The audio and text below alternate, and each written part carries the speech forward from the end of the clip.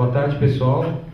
Eu sou o professor João Manzanello Carrascosa e represento aqui toda a equipe do Programa de Mestrado de Comunicação e Práticas do Consumo da ESPM. E estou aqui para fazer a apresentação, a abertura aqui desse Conversações, nosso segundo Conversações do ano de 2009. O convidado nosso hoje é o professor Dr. Mário Chamy, que vai fazer então a sua fala com o tema Palimpsesto, escavando significações.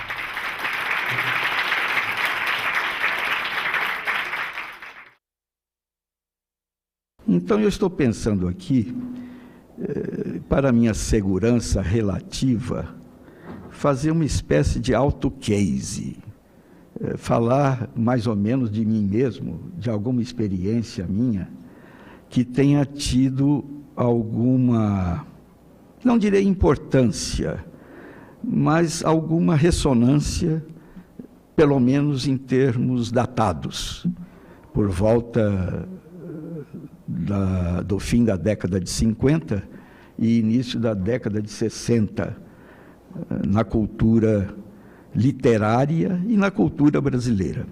Que nos anos 60, no embate com outros intelectuais, escritores interessados em renovação de linguagens, nós estudávamos muito teoria da informação, semiótica, ainda que de um modo quase que diletante. Eu diria, no meu caso, até diletante mesmo.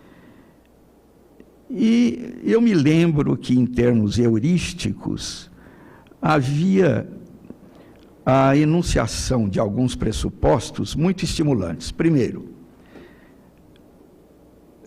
descoberta, invenção e soluções possíveis para aquilo que se descobriu e que se inventou. Eu fiquei entusiasmado com isso. Descoberta, invenção e soluções possíveis para aquilo que se inventou. Num plano ainda abstrato, então eu voltei os olhos para o que acontecia naquele momento. Em música popular acontecia a bossa nova, por exemplo, que era uma descoberta, era um trabalho de absorção histórica em termos de música popular brasileira, a assimilação do jazz, por exemplo, em termos de música universal ou de linguagem musical universal, como era o jazz. Pensei no cinema novo, já no começo da década de 60, com a ousadia do Glauber Rocha em relação às poéticas cinematográficas, a doutrinas estéticas em relação à linguagem cinematográfica, que poderia ir da nouvelle vague francesa até o cinema hollywoodiano, e ele vir com uma proposta que eu diria heurística agora aqui, que basta você ter uma boa ideia na cabeça e uma câmera na mão, que você pode descobrir, inventar e encontrar soluções plausíveis para aquilo que você quer dizer. A poesia concreta, que trazia já uma sofisticação teórica mais pensada, de propósitos mais definidos. A arquitetura de Niemeyer, que trazia outros elementos de linguagem que resolviam também heuristicamente, mesmo recebendo influências iniciais de um Le Corbusier, etc., e que, portanto, era um desafio meio obamístico. Eu falei em aleatório, né? Weekend, não é? Que para mim era um pouco weekend, como disse um humorista. Não é? Para mim poderia ser apenas uma autorrecreação. Então, eu estava interessado em escrever sobre algumas questões fundamentais da cultura brasileira tout court, de modo geral. Quer dizer, a cultura brasileira tem alguns suportes básicos de caráter sociológico, histórico, que é o mundo rural e o mundo urbano. Naquela época, cerca de 75% ou 80%, se não mais, da população do Brasil vivia no campo, e 20% por aí na cidade. Hoje é o inverso, ou até mais do que o inverso. E eu achava que poderia ir para o interior, no caso do estado de São Paulo, numa cidadezinha que me acolheria, eu tinha já algumas informações a respeito, ir até lá e estabelecer os meus pressupostos de criação de linguagem. E eu comecei, então, indo para esse lugarejo, chamado Severinha. O lugar era uma rua apenas.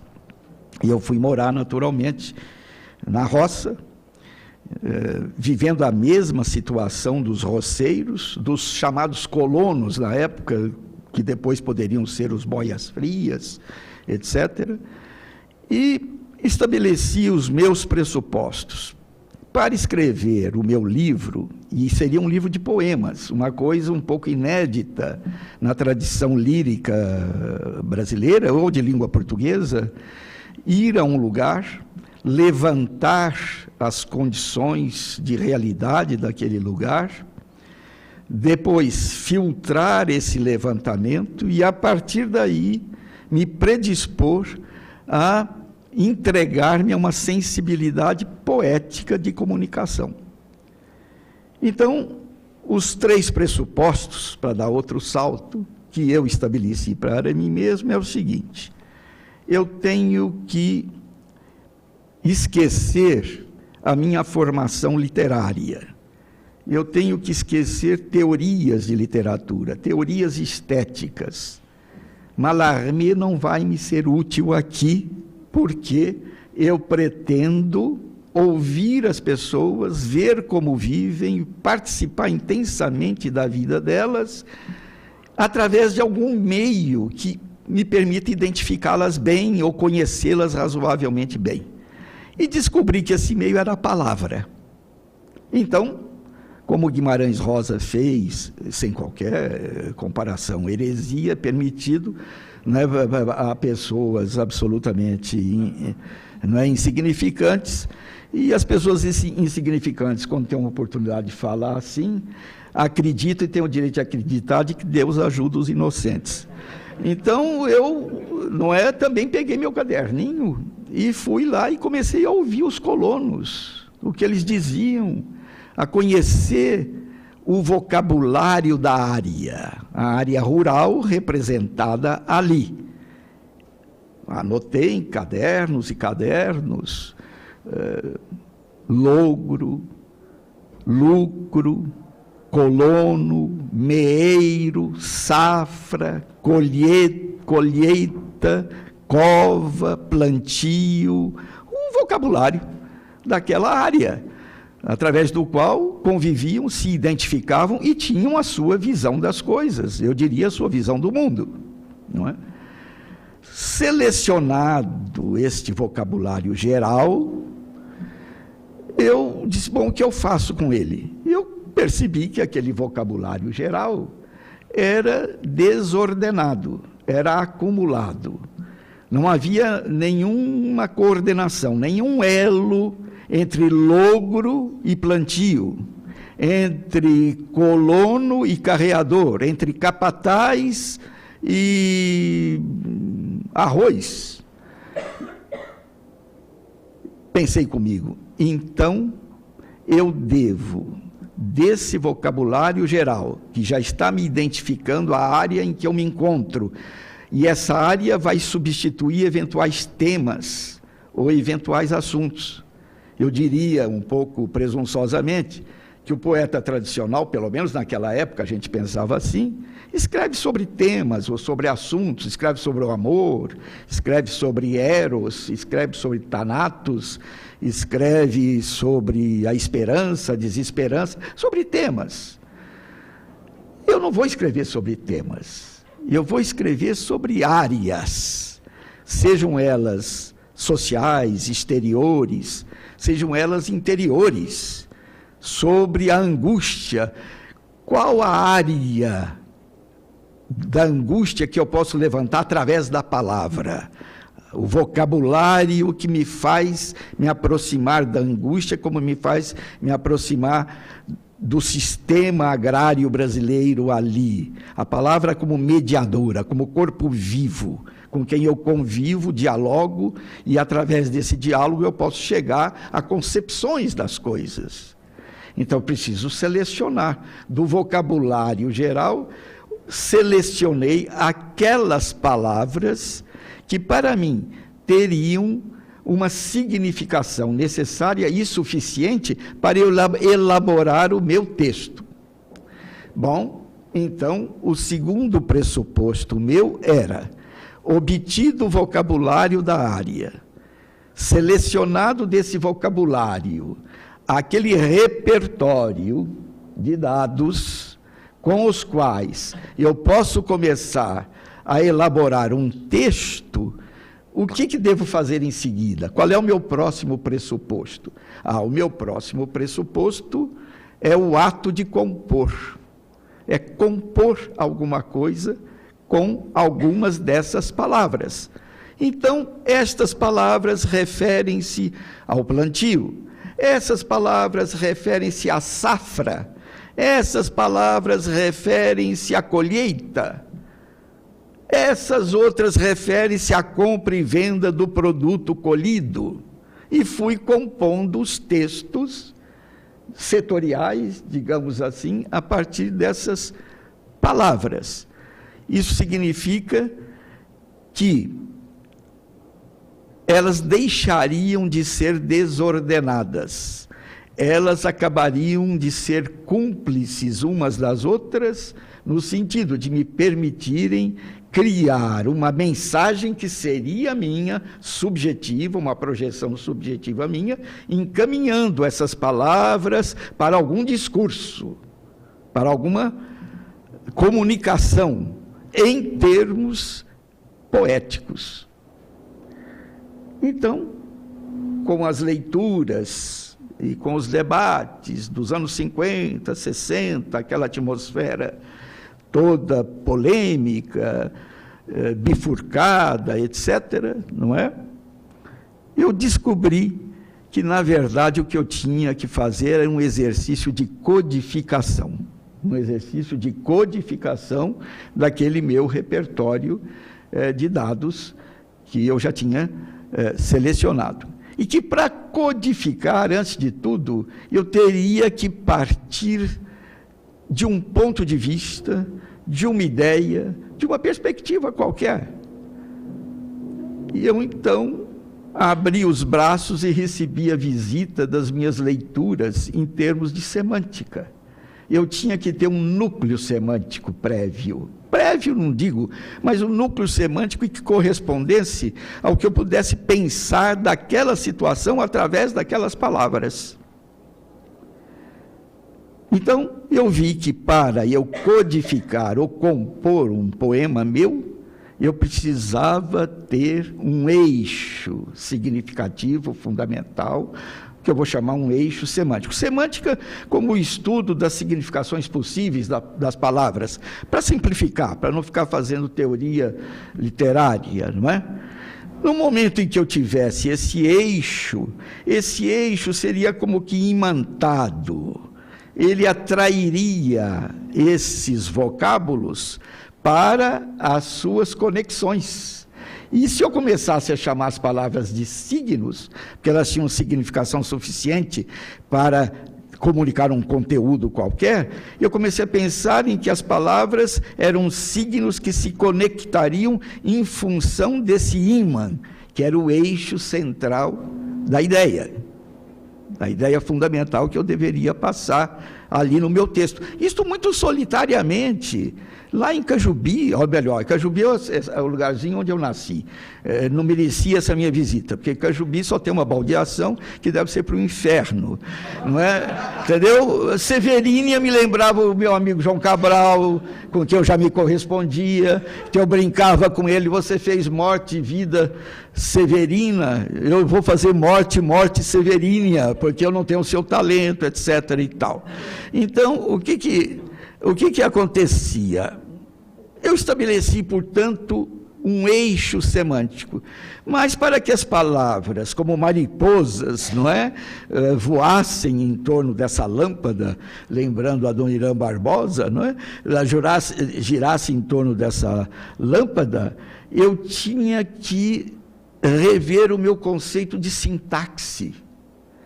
Depois de um núcleo semântico, coordenador e gerenciador da minha linguagem, eu precisava de alguma coisa que estabelecesse coesões, coerências, conexões entre as palavras. Então, eu tinha que trabalhar sintaticamente com isto. E sintaxe não era só ordenar, não é, as palavras em função de um eixo central, mas liberar a vida possível das suas significações.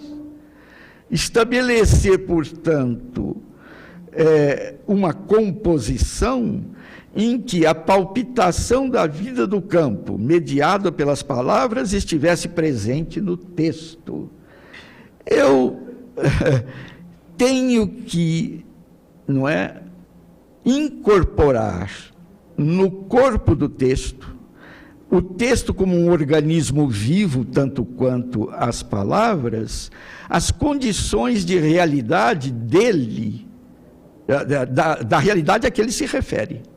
Quer dizer, a situação do homem do campo deve estar ali presente através das suas representações analógicas, não reais, um mundo de realidade analógico que tem vida própria e que tem consistência crítica, que ilumina a realidade real, a realidade externa ao corpo do poema, e dá possibilidades de uma comunicação, intercomunicação com os meus leitores ou receptores, no sentido de explorar o repertório de dados desses meus leitores, ou de informações desses meus leitores e receptores, para que a leitura não fosse mais uma leitura segundo os parâmetros de uma tradição literária convencional até as vanguardas, até o debate das vanguardas no Brasil na década de 50 e na década de 60. E no âmbito dessas vanguardas vão se incluir outras linguagens, entre as quais a publicidade. Bom, eu pensei naquela terceira condição da codificação, que é a pragmática. A pragmática como o estudo da relação do texto, da mensagem, da palavra, com quem as lê, com quem as interpreta, com quem as decodifica, digamos assim. Eu falei, meu Deus, aí está, não é? Eu posso compor um poema a partir, não mais de um tema ou de um assunto, mas do levantamento de uma área, seja ela subjetiva ou objetiva, como eu falei em Angústia e a situação do homem do campo. Desse vocabulário geral, escolho aqueles dados, aquele repertório que tem significação suficiente e necessária para incorporar, encaixar, não é? Assimilar o meu pensamento, a minha emoção, a minha ideia, o meu ponto de vista a respeito daquilo, organizar, fazer as conexões significativas disso tudo num corpo, e esse corpo escrito passa a ser uma outra área perante a qual o leitor passará pelos mesmos procedimentos que eu passei para também ser criativo, ser coautor, interferir, interlocutor e extrair daí outros corpos de informação poemática, crítica, social, emocional, pouco importa, segundo o repertório de cada um.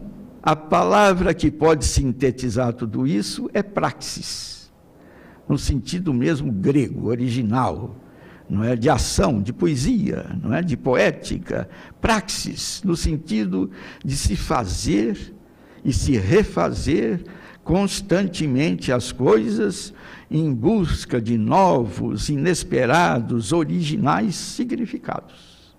Porque tudo tem esta virtualidade da multiplicação dos significados. E eu só preciso estabelecer algum elemento composto, codificado, que estimule, obrigue, desafie o leitor a ser uma espécie de coautor do meu texto e ser cúmplice desse texto para outras direções de sentido.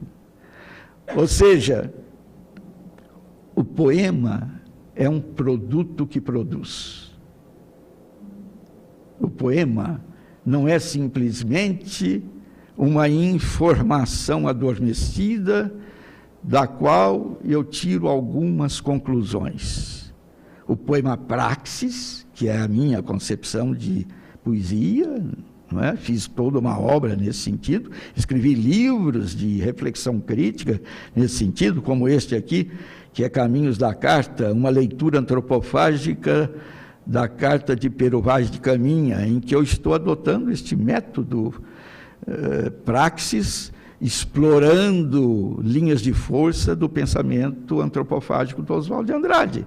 Ou este outro livro aqui, A Palavra Inscrita, em que faço análise de textos nesse procedimento heurístico, como eu disse no começo, de descoberta, descobrir esses pressupostos, de inventividade. Suponho, com alguma misericórdia, alguma tolerância, os meus amigos podem até admitir que eu inventei alguma coisa, não é? Se eu não inventei, pelo menos tentei.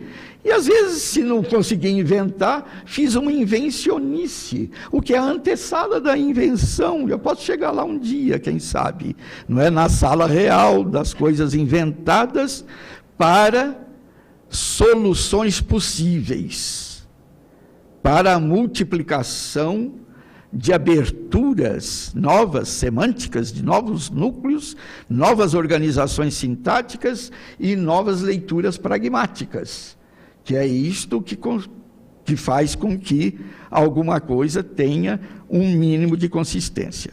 Então, na época, eu recebi muitas críticas, achavam que era uma espécie de delírio, e eu acho que havia mesmo uma boa dose de delírio. Vocês não sabem o que é ficar lá na roça, sozinho, solitário, não é?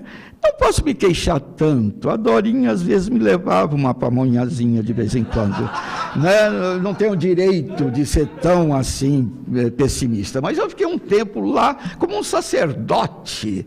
O sacerdote desses meus pressupostos e tudo mais, não é? E adquiri até uma autoestima. Lá eu me sentia tão bem, que a solidão era tão grande, que às vezes eu tinha a tentação de mandar uma carta para mim mesmo, sabe, com a esperança de que ela chegasse e eu estabelecesse também uma interlocução comigo. Depois eu percebi que isso era um caso mais sério, poderia implicar em situações psicológicas menos recomendáveis, não é? Aí eu comecei a marcar encontro comigo e a não comparecer. Então, bom, e o terceiro pressuposto do poema é o ato de consumir. Veja, pela primeira vez, num possível esboço estético, se quiserem, esboço de uma teoria poética, não tem essas pretensões, não é? Mas, digamos, se fala em leitura de poesia como ato de consumir, porque para mim o poema era um produto. O leitor tinha que se predispor, não é? Heuristicamente também, não é? Ao ler isto aqui, transformar em área de levantamento, levantar as possibilidades de conexões autônomas, até mesmo para testar a realidade e a procedência desse discurso. Então,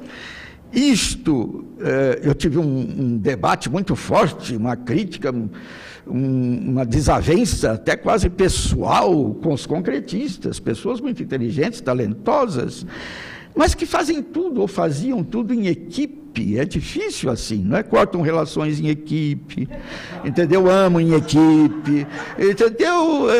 E eu era um caboclo encardido de Severinha, insignificante, pífio, uma pessoa que estava apenas trabalhando com seus pressupostos, procurando resultados dessa linguagem. Até tive uma polêmica muito interessante com o Décio Pinhatari, até a ironia do destino, nós fomos dupla de criação na agência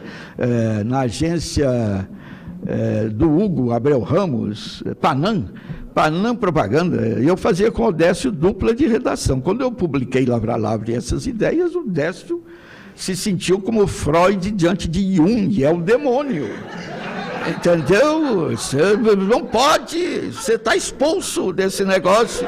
Eu gosto muito do Décio, sabe? Eu acho que o Décio tem uma figura precoce, mesmo aos 82 anos. Eu acho que é uma figura fantástica.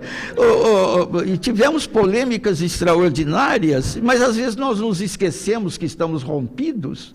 Dávamos aula aí num tempo, numa mesma Escola Superior de Cinema, lá na Paulista, naquele colégio São Luís, havia uma equipe brilhante, o Anatol Rosenfeld, o Paulo Emílio Salles Gomes, o Wilhelm Flusser, o Roberto Santos, o Décio e, naturalmente, o mais insignificante, que era eu.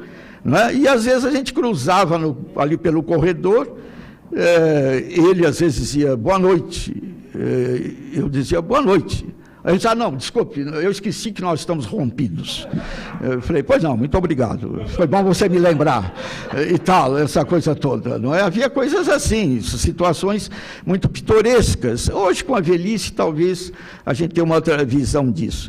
E fiz também algumas maldades, não é? Por exemplo, o Décio tem um nariz razoavelmente protuberante, e ele dizia que eu era uma pessoa burguesa, pequeno burguês, porque a minha dimensão era mesmo um burgo. Sevilha era menos do que um burgo. Eu dizia, sem dúvida, eu sou um burguês de pequenos burgos. Eu não tenho a grandiosidade ecumênica de ser nazista, porém de naso. Entendeu? Que é uma coisa muito mais ampla. Deu até em Hitler com Z. Né? Bom, então, fechado esse parêntese, não sei se chega a ser maldoso, mas apenas para não ficar tão monótona essa minha exposição, que é em si mesma, não é? Despicienda, como diria o Drummond, eu daria um pequeno exemplo do trabalho praxis. Vocês têm aí o poema. Vocês olhando para o poema, ele está codificado. E olhando bem, ele tem uma fisionomia crítica.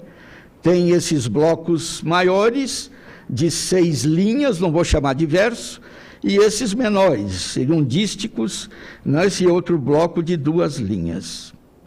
Então, eu tenho 4 dos blocos grandes e 4 dos blocos pequenos.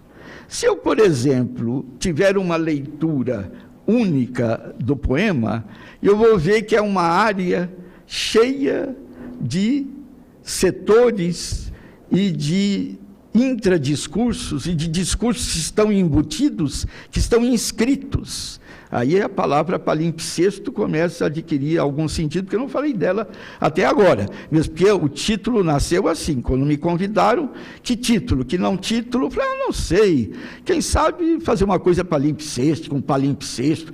O título ficou muito bom, porque é uma coisa de escavação mesmo, que vem daquela história dos 3 suportes da escrita, não é? O primeiro suporte, digamos, vamos pegar alguns, né? O papiro, né? Um suporte de escrita. Como o papiro era uma tecnologia lá egípcia, o rei de Pérgamo achou que podia acabar com aquele monopólio e pediu lá para os seus designers, né? Para inventarem lá um outro suporte, o pergaminho. Aí o pergaminho passa, sem dúvida, vem de Pérgamo lá, o pergaminho, que tem uma espessura, você escreveria esse texto no pergaminho, depois você podia raspá-lo, né, diluí-lo, porém, escrever outro texto, porém, este aqui poderia ficar absorvido na espessura porosa do pergaminho.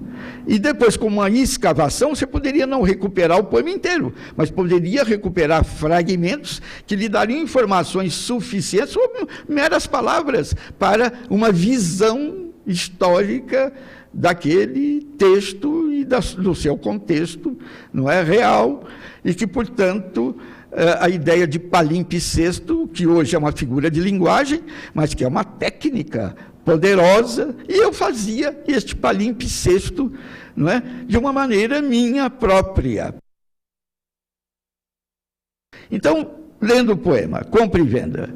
De mão a mão passa o produto, passa. A boca fecha. De não em não, o punho fecha. Moeda passa para o negócio, passa. O tributo de sol a sol, e a mão ao pão espera. A boca abre, passa o produto e a tarde. Mira, mira, corre o dinheiro, corre, o bolso rega. De trem a trem o trilho reza. A féria corre para o balanço, corre. O meiro de sol a sol e a mão ao pão estorque. O bolso seca, corre o dinheiro a Meca. De dia a dia, pesa a proposta, pesa. O faro sente. De mês a mês, o lucro mente. A venda pesa para o colono, pesa. A carroça de sol a sol e a mão ao pão esgueira. O faro falha, pesa a proposta e a palha. De grão em grão, pleno é o celeiro pleno. O jogo pende, de pio a pio, bico plange. A perda ganha para o consumo, ganha. O roceiro de sol a sol e a mão ao pão esconde. O jogo finda, pleno é o celeiro e a finta. Ou seja, há uma finta, um engano. Não, maldade, obrigado. Maldade. Está me animando demais, não é? Porque eu estou naquela linha, aquela piada que, no meu caso, é verdadeiro. Depois de 3 anos de publicado esse livro, me encontrei com um amigo querido, no Viaduto Chá, tinha que ser, não é? Que era um lugar que tinha compromissos com suicídios mal sucedidos, não é? Então, Xami, há quanto tempo que eu não vejo você, acompanho a sua carreira literária e tudo, você é fantástico. Como é mesmo o nome daquele seu último livro? Eu falei, a palavra inscrita. Pois eu comprei. Eu tive que dizer a ele, foi você. Que é uma piadinha antiga, não tem muita graça, mas é o que eu posso fazer nesse momento. Bom, então vejam vocês, olha, se eu pedisse, tivéssemos mais tempo e pedisse, para alguém escolher uma linha, alguém escolher uma palavra, alguém escolher uma meia linha, etc., e fazer a seleção dessas, isolar essas linhas, essas palavras, e encadeá-las, e fazer uma superposição delas, teríamos, sem dúvida nenhuma, um poema. O poema produziu outro poema, é um produto que produz. Não é? Por exemplo, se eu pego aqui é muito... Por exemplo, eu digo, moeda passa, a féria corre, a venda pesa, a perda ganha. Eu tenho um elemento, um eixo, que dá significações. Se eu pego, por exemplo, apenas... e eu não faço versos, eu faço linhas centrífugas e centrípetas, linhas que se concentram e linhas que se expandem. Então, se eu pegar as linhas centrípetas, não é? como, por exemplo, a boca fecha, a boca abre, mira, mira, o bolso seca, de dia a dia o faro falha, de grão em grão o jogo pende, o jogo finda. Entende? Não há como. Eu posso fazer isso em diagonal, do jeito que eu quiser. Pode parecer um puzzle, pode parecer uma brincadeira, pode parecer uma coisa lúdica, mas cuidado com essas coisas lúdicas. A ideia de palimpsesto, o que está inscrito nelas, que palimpsesto para mim, por isso que a palavra inscrita, e isto aqui, não é, em que eu analiso a carta de Pero Vaz de Caminha, eu vejo o que está inscrito na carta. Não o que o Pero Vaz está falando para Dom Manuel, porque o que ele está falando para Dom Manuel, o rei de Portugal, obedece a um protocolo pré-estabelecido, a uma cerimônia. Ele tinha que obedecer determinadas regras de cortesia. Imagina, 4 meses, não sei quanto, aí pelo oceano, com aquela roupa toda, iodo, português, chegando aqui, ver aquelas indiazinhas lindas, que não estavam ainda, não é, poluídas, higiênicas, sorridentes, com uma inocência esplendorosa, nuas, etc. E aqueles portugueses... O Pero Vaz talvez o mais contido, porque ele já estava chegando aos 50 anos, mas aquela meninada, 20 e poucos anos, eram 1.500 pessoas, tinham também lá os velhos, os mais velhos e tal. O Pedro Alves Cabral tinha 33 anos, estava no auge da força do homem, não é? Então, como é que o Pero Vaz iria dizer das indiazinhas para Dom Manuel: maneco, você não sabe o que você está perdendo, você não podia, isso é uma coisa impossível, entendeu? Eu quero dizer a Vossa Majestade, entendeu, que elas têm as vergonhas cerradinhas, entendeu, querendo abrir aquelas vergonhas todas, entendeu, isso é uma coisa de uma volúpia voraz, não é para Dom Manuel, não? Ou então quando ele vê os índios dançando, agora vocês me perdoem, não é porque falar de índio, os índios dançando, um dançava para lá, dan, dan, dan, dan, dan, dan, dan, outro para cá, dan, dan, dan, dan, outro para lá, dan, dan, dan, dan, dan, dan, dan. Ele viu aquilo, Pero Vaz de Caminha, disse assim: mas eles não sabem o que é dançar, não é? Chamou o Diogo Dias: Diogo, vai lá, chama o gaiteiro, toca a gaita e faz o salto real. Serão os saltos mortais que o bufão faz para o rei, para agradar o rei. Então, vai lá a pessoa, o gaiteiro, e o Diogo fazia o salto mortal, fazia. E os índios, como viram aquilo, não é? Aquele negócio estranhíssimo, pararam de dançar e começaram a fazer ali um círculo em torno. Aí vêm os portugueses, pegam as mãos dos índios, né? Isso está inscrito, isso não está escrito. Palimpsesticamente, eu estou escavando isto, estou rasurando a superfície do texto escrito do Pero Vaz e vou lá, né? Dão as mãos, eu começo a imagina depois de dar as mãos, a gaita lá tocando, e os índios e os portugueses dançando, ciranda, cirandinha, vamos todos cirandar, e depois escrever para Dom Manuel: veja, majestade, como eles são dóceis, como eles já estão cristãos, porque os 3 princípios que moviam essas armadas era a difusão da fé católica, com a aprovação do Papa, possuir terras, não é, e riquezas, não é, e as almas. Aí vem os jesuítas, etc. e tal, toda a formação católica nossa, basicamente, etc. não é?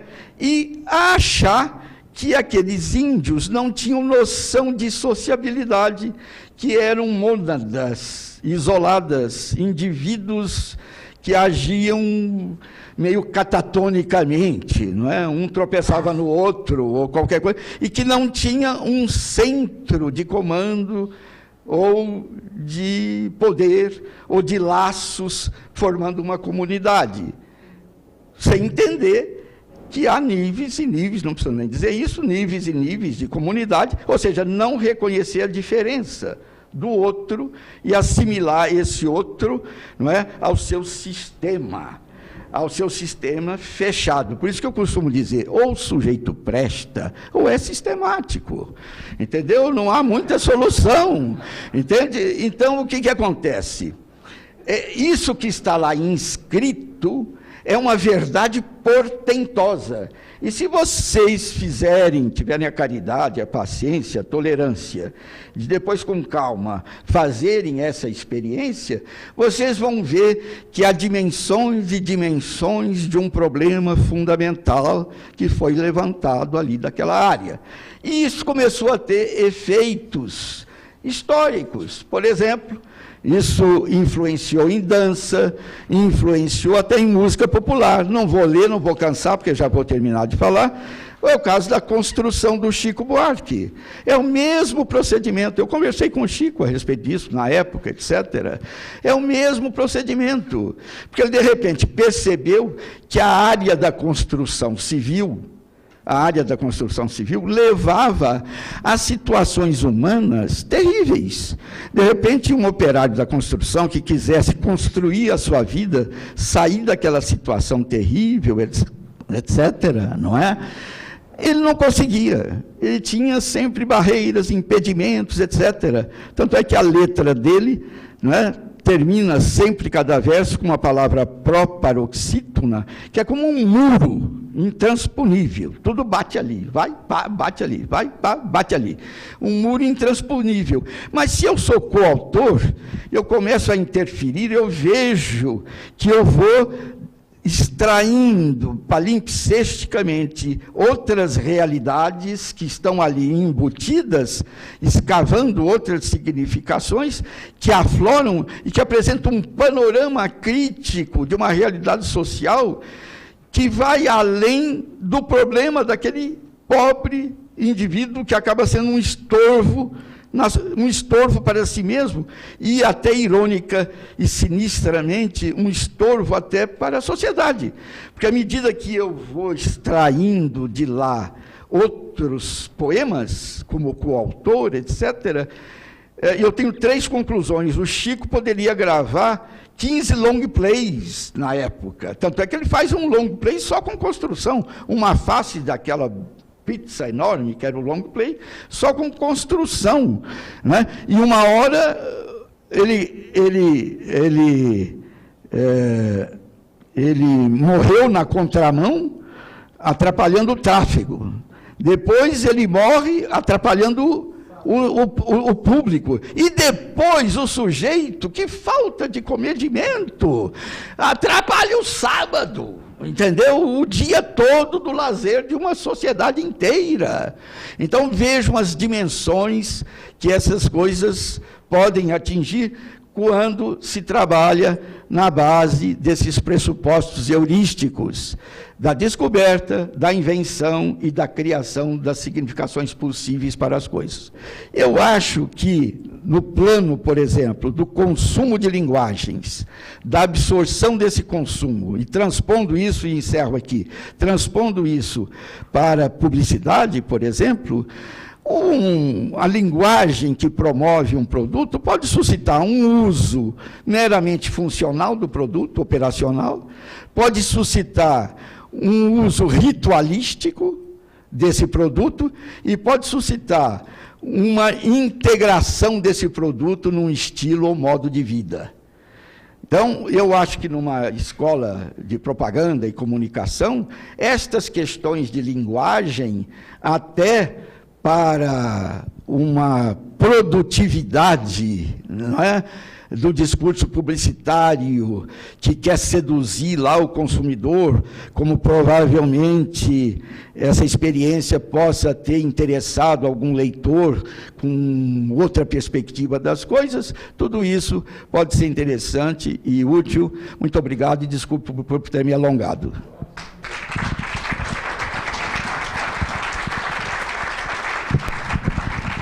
Vamos passar o microfone para quem quiser fazer perguntas e fazer um ping-pong para a gente ter a conversa. Alguém se habilita, não? Eu queria saber como é o seu processo de criação, como você Essas palavras vêm até você? Como é? Vem caoticamente, depois você vai ordenando, já vem um poema mais ou menos estruturado, você já pensa na estrutura antes? Como que é esse processo?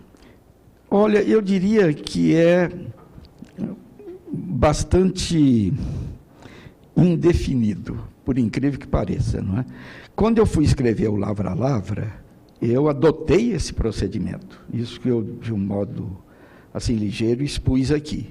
Eu criei uns pressupostos mesmo porque, lendo a poesia brasileira, ou mesmo a literatura brasileira sobre o campo, então você lia um Valdomiro Silveira, depois lia um Monteiro Lobato, não Guimarães Rosa.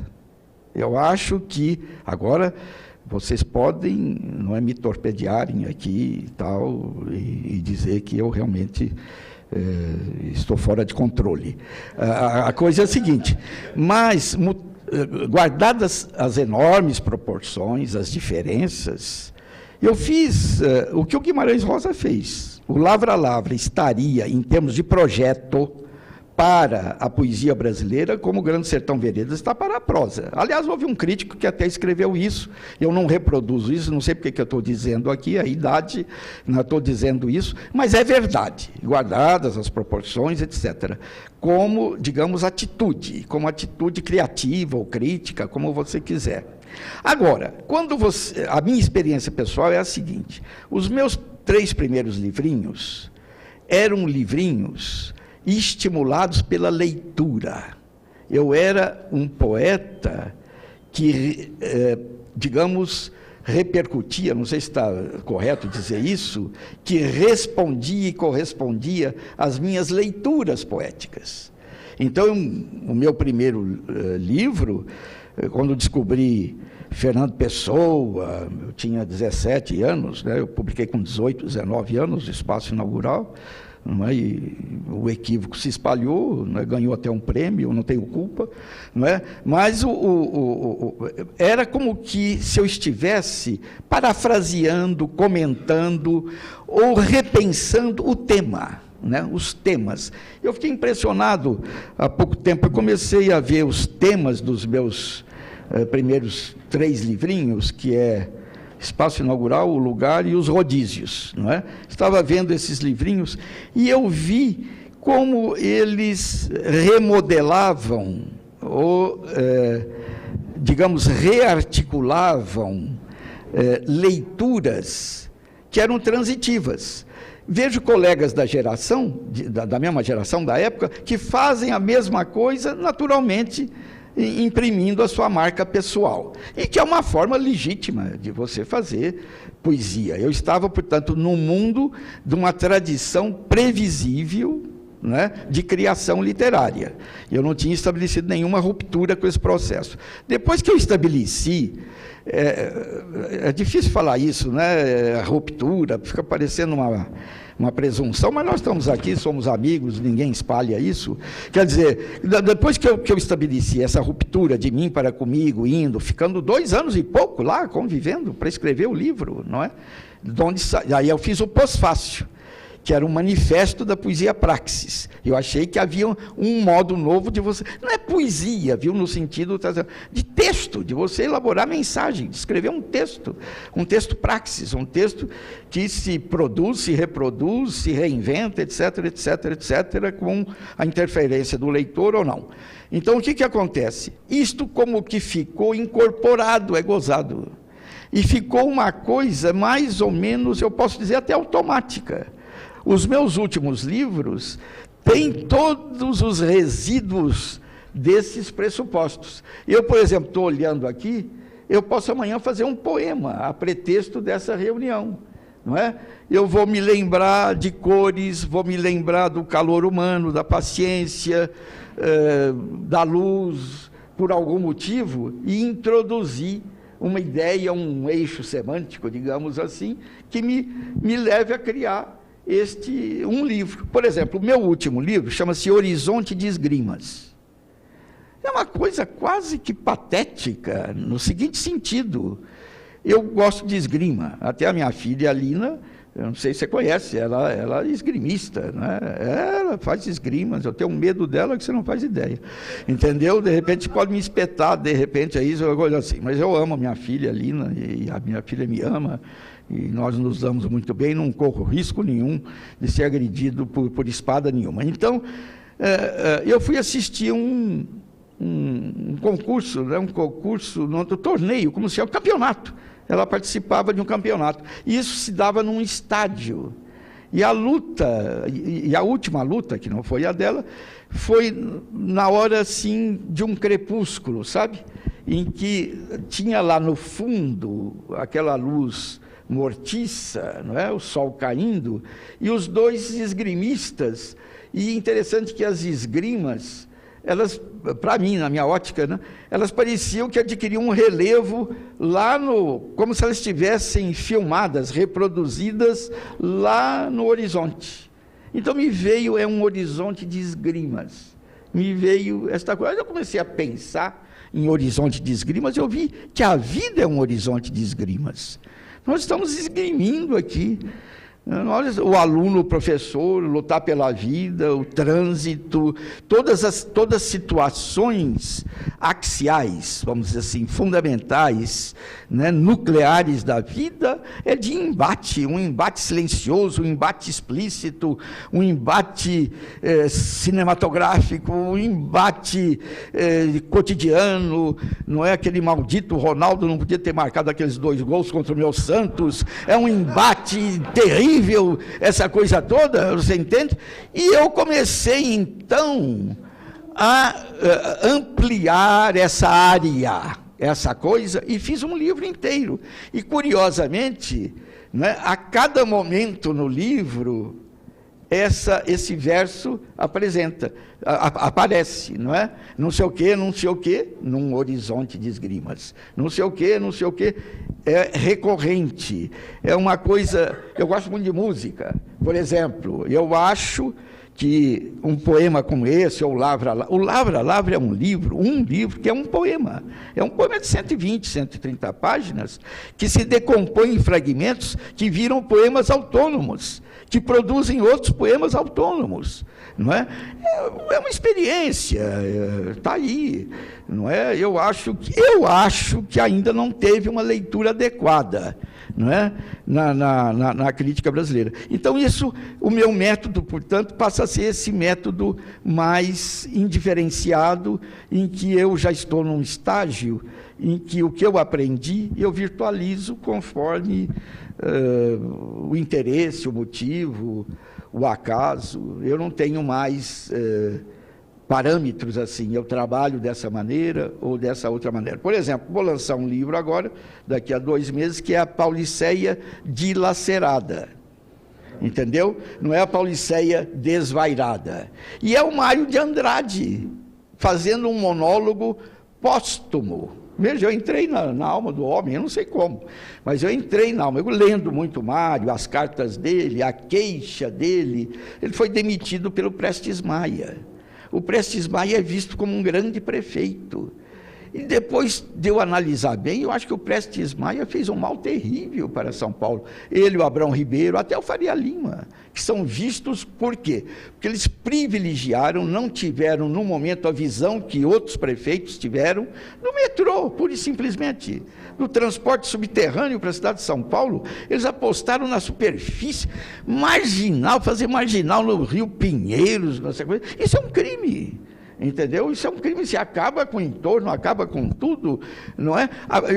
O Vale do Itororó, eu fazia piqueniques no Vale do Itororó, eu fui estudar alemão com o professor von Trexler, que tinha uma chácarazinha no Vale do Itororó, que por uma dessas coincidências incríveis, é onde foi construído, não é, sob a minha responsabilidade, o Centro Cultural São Paulo. Aquela árvore que estava ali, ficava na chácara do von Trexler, meu professorzinho de alemão. E a gente estudava ali, eu, o Celso Neves, que dirigiu a Brahma durante muito tempo, foi professor de Direito, e o Francisco de Assis Toledo, um juiz antigo do Supremo Tribunal Federal, que já faleceu, entendeu? Nós íamos estudar alemão lá com o von Trexler, depois fazíamos piquenique ali no Vale do Itororó. Ora, você podia fazer metrô debaixo do Vale do Itororó, entendeu? Seria muito mais. E o Mário de Andrade, quando fez o plano de cultura para a cidade de São Paulo, ele não falava necessariamente em metrô, mas ele falava em preservação paisagística, etc. E ele morreu por causa disso. Ele vai confessando, lá começou a beber, a desiludir-se, sofrer, porque para ele São Paulo era tudo, era a comoção da vida dele. Então eu estou publicando um livrinho, você veja aqui, em que eu me ponho na pele dele e ele vai fazendo confissões, revelações para o Drummond, para o Pedro Nava, né? É um monólogo dialogado. Eu invento um monólogo para ele dialogado, póstumo, e que ele acaba dizendo, você vê que isso não é método, isso é uma irresponsabilidade absoluta, mas que me dá um grande prazer, entendeu?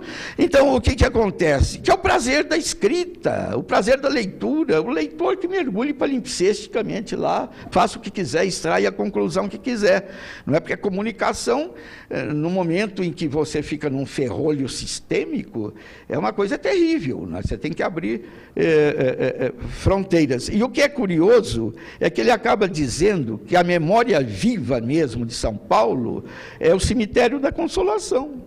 Entendeu? Os túmulos dizem muito mais da história, da verdade urbana de São Paulo do que essa perendiada toda que está, com exceção, evidentemente, da ESPM. Aí ninguém fala mal, porque aí eu dou pernada 3x4 e nem me despenteio. Entendeu? A ESPM... Mas essa voracidade alucinante, e perdeu-se a oportunidade...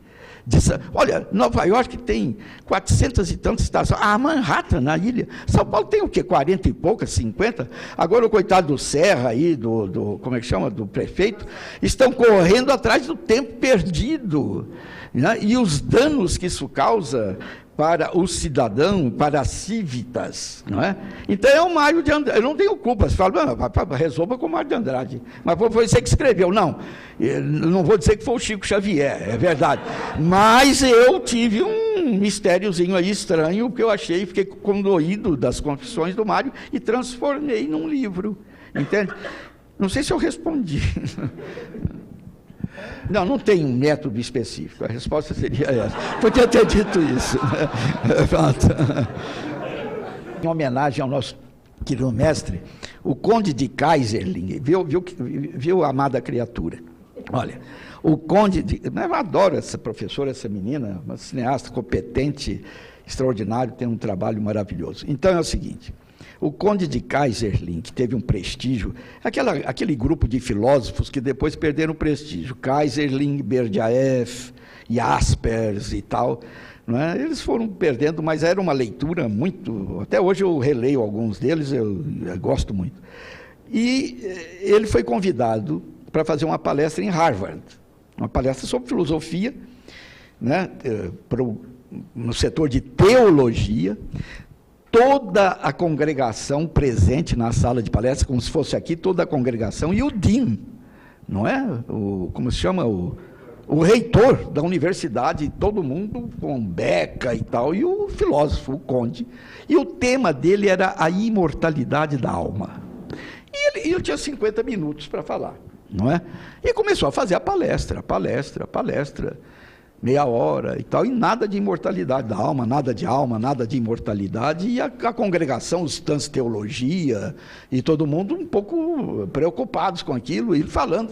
Quando faltavam lá uns 5 minutinhos para terminar, o Dean tomou a iniciativa de interromper. Vocês desculpem o ilustre conferencista, mas eu queria lembrar que o seu tema é a imortalidade da alma. O senhor, por favor, não é? Ele falou, sim, pois não. E encerrou, completou mais 2 minutos de um pensamento, fez uma pausa e depois diz assim, bom, quanto ao tema da imortalidade da alma, eu gostaria de dizer a vocês que todos nós sabemos que ela é imortal. Muito obrigado, entendeu, pela conferência e tal, essa coisa toda, não é? Isso é um fato real. desculpe, mas não é bonitinho isso? Então. Professor Mário, quando o senhor falava aqui do palimpsesto, eu inevitavelmente fiz uma relação com uma disciplina que a gente fez aqui no mestrado da SPM, que é a análise do discurso, onde a gente procura, através da análise do texto, extrair dele um determinado sentido. De alguma forma, na praxis, se é que eu pretensamente entendi alguma coisa, tive capacidade de entender alguma coisa do que o senhor falou, a gente faz isso, mas com uma visão criativa, ou seja, daquele texto sai uma outra criação, não necessariamente um sentido daquele texto original. Existe essa relação, ou eu que tomei um café alucinado? É uma criação autônoma, eu diria que é um produto que produz mesmo. E aquele produto que saiu, ele pode ser recriado em outras dimensões, indefinidamente. Olha, essa coisa é interessante, não é? Eu conheci, por acaso, depois trocamos correspondência, o Greimar, não é? Da semântica estrutural. O Greimar, mantive correspondência com ele, até num livro meu chamado A Linguagem Virtual, tem um diálogo nosso lá, que nós conversamos, eu resolvi publicar, despudoradamente, não é? Mas ele permitiu e eu publiquei, não é? O Greimar, a semântica estrutural, quer dizer, ele dá os princípios de uma coisa estruturada, sistêmica e tudo mais, mas ele abre, não vou repetir aqui, porque ele abre exatamente esta questão, a questão de que um texto se transforma em pretexto para a elaboração de outros textos em contextos imprevisíveis, não é? É um processo dinâmico. É claro que também não podemos ficar megalomaníacos, não é? No sentido de ficar automatizando as coisas. Isso é mais num plano crítico, num plano... Né? Por exemplo, o movimento Praxis, que virou um movimento, né? Esse manifesto da poesia Praxis surgiu, eu tive que fundar uma revista chamada Praxis, porque jovens poetas, escritores, e escritores consagrados, o Murilo Mendes ficou encantado com isso, escreveu um livro nessa linha, que é Convergência, né? Escreveu um livro nessa linha. O Cassiano Ricardo era um outro, o João Cabral, eu convivi muito com ele, fiquei hóspede dele em Dakar, mas eu fiz uma longa entrevista com o João Cabral em que a gente discutiu isso. Foi isso. Muito obrigado. Muito obrigado. Eu não vou tomar mais o tempo. Obrigado. Muito obrigado. Tá bom. Eu fiquei curioso, primeiro para saber por que você escolheu o campo e depois como que repercutiu isso no campo. Ok. O seu poema, o seu tempo de colono, quando você voltou com o produto. Essa pergunta é fundamental. Aí é que está. Nós temos que ser realistas. É claro que se eu mostrar esse poema para um homem do campo, ele não vai entender nada. Mas eu diria que esse é um problema secundário, em termos culturais. Mesmo porque, venha cá, você quer ver? Faça a seguinte experiência. Você sabe o que é peixe? Você pergunta para uma pessoa escolarizada. Eu disse, sei, claro, peixe. Você sabe o que é lâmina? Claro, lâmina, tem lâmina de barbear, lâmina e tal, sei. Você sabe o que é água? Sei, água. Água eu sei, água, todo mundo sabe o que é água. Valsa, você conhece a palavra? Conheço, valsa. Por que não conhece valsa? Que brincadeira é essa? Então, eu vou lhe dizer uma coisa, um peixe se valsa na água já lâmina. Não entendi nada. O sujeito não entendeu nada. Entendeu? Estou usando elementos, palavras que ele conhece, porque é uma outra estrutura, é uma outra camada de linguagem. E as pessoas, para qualquer tipo de linguagem, precisam ter alguma base, algum fundamento, algum suporte pedagógico, né?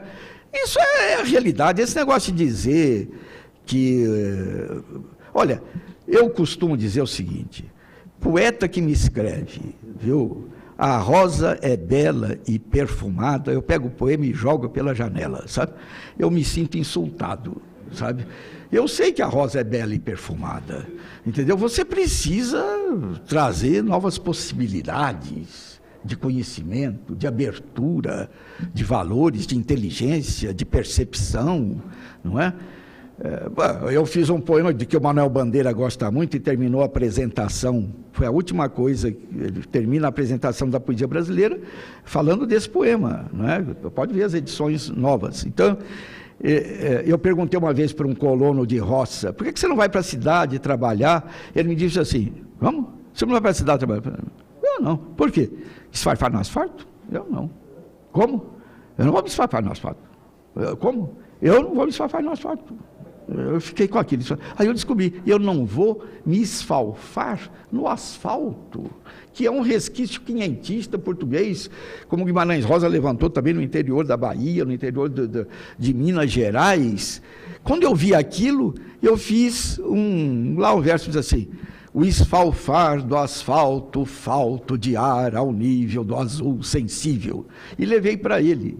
Ele olhou e disse assim, doutor, desculpe, mas em que língua está escrito isso?